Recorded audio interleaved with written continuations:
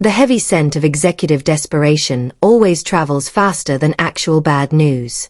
Standing near the third-floor elevator, I could already smell the sharp, pine-heavy cologne Greg favored when he was trying to assert dominance over a room he had completely lost control of.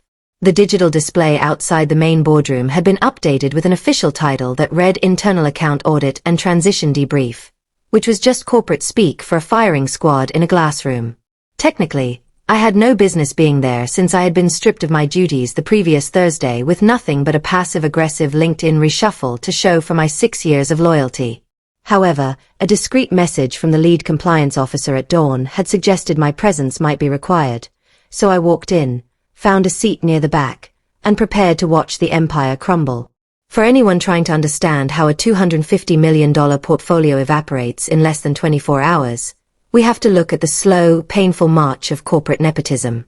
I had spent more than half a decade managing the Westbridge account, sacrificing my weekends, flying coach to last-minute international summits, and hand-holding their junior executives through every operational hiccup imaginable.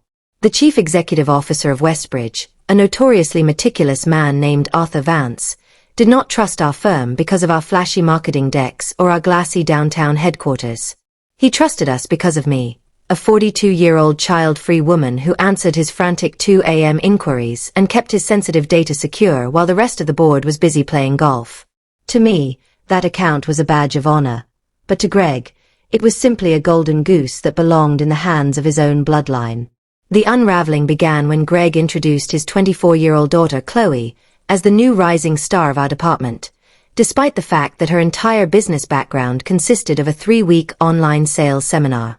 Within a month, she was shadowing my high-level strategy calls, sniffing around my secure databases, and subtly pushing me out of client communications that she had absolutely no clearance to view.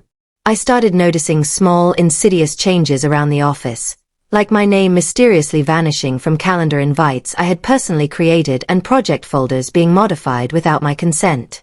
When I confronted her about accessing sensitive client threads, she would simply tap her designer planner, offer a hollow smile, and claim we were practicing modern collaboration. Greg, of course, completely enabled the behavior, constantly reminding me that his daughter was just an eager sponge who needed to absorb my corporate magic. The final hammer dropped on Thursday afternoon when Greg called an unprompted strategy sync and announced that Chloe would be taking over as the sole client lead for Westbridge, effective immediately, to ensure long-term family alignment. The announcement landed like a lead weight in the center of the conference room, yet Chloe just beamed as if she had personally earned the promotion rather than inheriting it via DNA. I did not scream, I did not cry, and I certainly did not give Greg the satisfaction of making a dramatic scene in front of the junior staff. Instead, I calmly reached into my briefcase, pulled out my company-issued phone containing years of color-coded client notes, and slid it across the polished mahogany table directly into Chloe's manicured hands. I told them everything they needed was right there inside that device, smiled politely at my replacement, and walked out of the room to let them celebrate their temporary kingdom. What neither Greg nor his daughter realized was that Arthur Vance had a zero-tolerance policy for administrative surprises and a deep-seated hatred for corporate entitlement. More importantly, they had completely overlooked the specific parameters of a personal non-disclosure agreement that Arthur and I had signed years ago during a private summit in Chicago. Clause 3A of that document was incredibly explicit, stating that any communication regarding Westbridge's upcoming corporate roadmap had to remain strictly between the two named signatories. If any unauthorized third party attempted to initiate contact regarding those sensitive assets without prior written consent, the entire master services engagement would be immediately voided. By Friday morning, Chloe had already bypassed protocol and sent an incredibly unprofessional email to Arthur, filled with casual slang and emoji-laden lunch invitations, thinking she was seamlessly taking the reins. The fallout was instantaneous and brutal. By 9 o'clock that morning, an emergency Zoom conference had been called, featuring Greg, a visibly sweating legal counsel, a highly confused Chloe, and Arthur Vance himself appearing live from his private office. Arthur did not waste time with pleasantries or corporate fluff. He immediately informed the room that Chloe's unauthorized outreach constituted a material breach of our standing personal agreement. When Greg frantically argued that the NDA surely protected the company as a whole, Arthur coldly corrected him, clarifying that the contract was tied to me as an individual because of my proven discretion. Because our firm had compromised a highly sensitive, pre-IPO biotech merger that wasn't even supposed to publicly exist yet, Westbridge was officially withdrawing its entire contract and pulling every dime of its funding.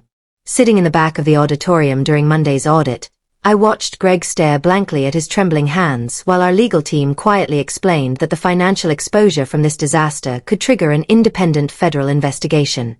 Chloe was nowhere to be found, having spent the morning locked out of the Westbridge database while her automated email responder ironically bragged about her new leadership role.